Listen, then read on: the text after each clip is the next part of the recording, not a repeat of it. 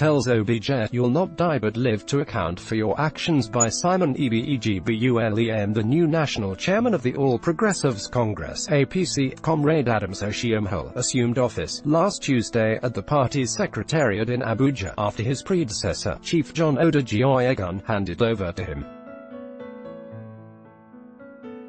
The exercise, which had been scheduled to take place on Monday, was delayed till Tuesday following what Oyegun explained as the need for him to rest after 2 days of sleepless nights due to the last weekend national convention of the party. After commending Oyegun for his achievements as the leader of the party, Oshiomhole used the opportunity to unfold his agenda, hinting that the APC was going to set up a progressive institute where party members will learn the rudiments of democracy and good governance. He urged President Muhammadu Buhari to prosecute former President Olusegun Obasanjo over the alleged $16 billion that was alleged to have been spent on power without result during his tenure. The new party boss also spoke on several other issues, including the forthcoming Ekiti governorship election. Excerpts: To Oyegun, "You are my elder brother and I am proud of your performance. We have PDP as the first governing party in Nigeria. You might just find that in the 16 years of existence as a political party, they have had 14 national chairmen.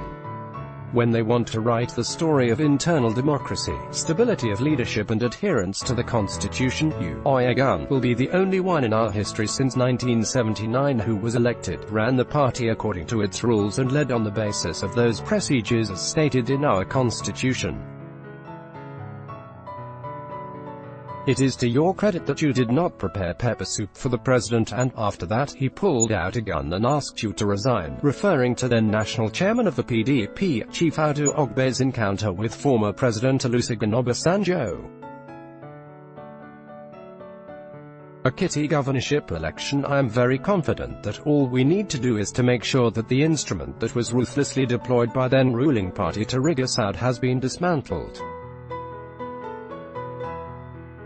They must now go through the rigors which we have always gone through to persuade the people why they're better. We won't resort to their old tactics because we promise to be different and we will be different, but we know that old gangs cannot change the habit. They cannot learn what they have never known, how to win votes. They have perfected how to write results, and writing of results is no longer in vogue. So I am very positive that we will win Ekiti State on the basis of our record and their own record. We will ensure that there is free and fair election, just like in Edo where we launched free and fair election. Yearly APC convention. We want to go beyond being a mere electoral platform to supporting the executive and the legislature and to ensuring that both arms of government are informed about our commitment as embedded in our manifesto.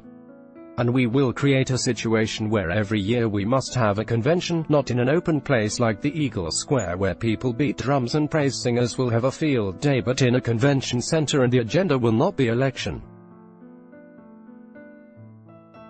We will look at our manifesto and look at our performance. We will see what we promised and what we have accomplished. And if there is a gap, you get those elected to explain to us what they will do differently to bridge the gap. Crushing insurgency, kidnapping. The world is ever-changing. The manifesto you wrote in the morning might even become obsolete in the evening. Let me give you an example. We committed ourselves as a party to ensure that Boko Haram is dealt with. And to the credit of our president and the armed forces, Boko Haram, which threatened our elections in 2015 when President Jonathan said he was only in control of about 250 local governments, even though the PDP inherited 774 local governments, the rest being under Boko Haram, President Buhari resecured the entire territory of Nigeria. This shows that when the commander-in-chief is strong and gives that motivation, our military will work. That time we never knew about herdsmen fighting farmers. Now, in terms of the way forward, we have to review our security architecture, tackle new forms of criminality as they arrive. People will also agree that the level of kidnapping was much higher before 2015 when President Buhari came in. But as you deal with one issue, new issues emerge and, therefore, because the environment is dynamic, policies embedded in our manifesto are subject to constant review to ensure that they meet changing realities. Above all, when we talk of party supremacy, when the organs of the party meet and take decisions, when you take decisions like that, for example in the National Executive Council meeting, where the president is seated, if the president violates or acts contrary to the decisions taken by NEC, even the president can be accused of anti-party activities. Same thing goes for National Assembly members. Executive actions and legislative actions must tally with the promise and manifesto. We also have to institutionalize debate for quality discussion. Now, what is always in our headlines is crime. Even those who presided over Nigeria until recent past are going back to the places of birth to whip up ethnic sentiment because the conscience tells them they have committed crimes for which they're candidates for prison.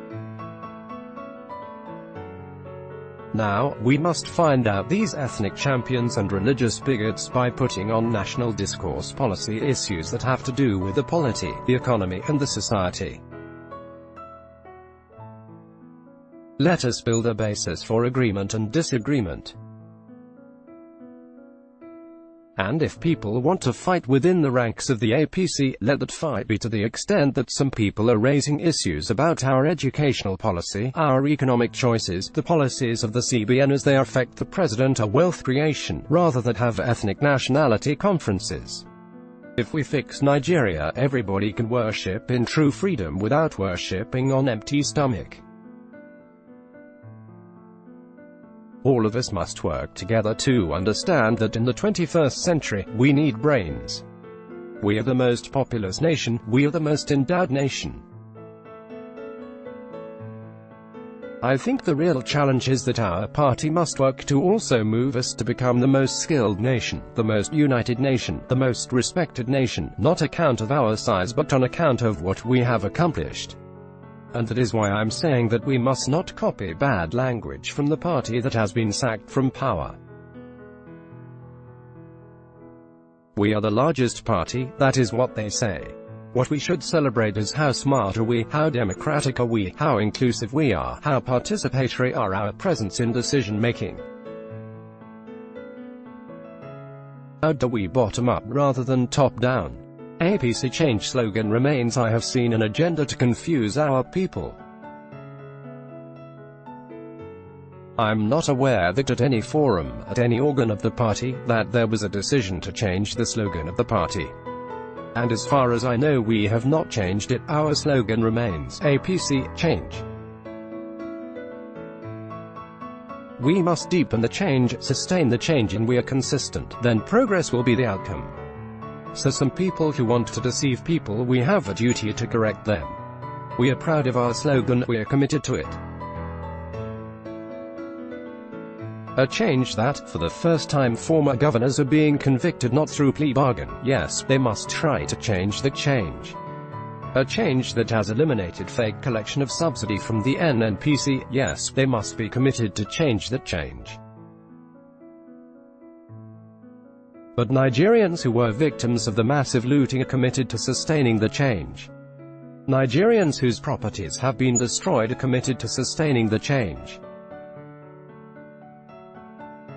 OBJ must account for $16 billion power fund, and as I was reflecting, I watched our president asking a question. You have spent $16 billion on power, and I heard him ask, where is the power? $16 billion was spent, and the more dollars we spend the more darkness we have in Nigeria.